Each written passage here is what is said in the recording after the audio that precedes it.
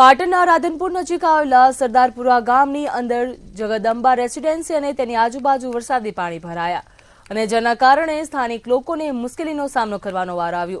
તંત્રની કામગીરી સામે લોકોએ સવાલો ઉઠાવ્યા। સોસાયટીઓની આજુબાજુમાંથી પાણી તાત્કાલિક ધોરણે નિકાલ કરવામાં આવે તેવી લોકો દ્વારા માંગ કરવામાં આવી।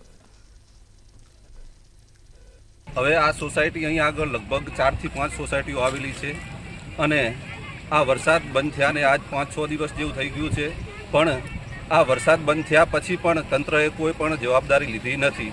અમે સરપંચશ્રીને વાત કરેલી છે, તલાટીશ્રીને વાત કરેલી છે, ટીડીઓ સાહેબને વાત કરેલી છે, મામલતદાર સાહેબને વાત કરેલી છે અને આ નવા વખતની જે કેનાલ છે સ્કોટ કેનાલ એને 11/6/2025ના અમે લેખિત અરજી પણ આપેલી છે અને 2 અરજીઓ કરેલી છે, પણ એમને સફાઈ કરવા માટે પણ કોઈ આવેલા નથી।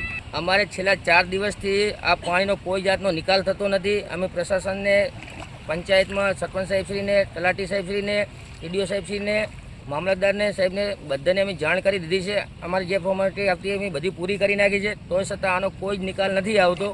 પીવાનું પાણી એ બંધ થઈ ગયું છે અને આમ તમે ખાલી જુઓ, આ બાજુ ટોટલ જગ્યાએ પાણી ભરાઈ ગયું છે અને ઘરમાં પાણી આવવાની તૈયારી છે।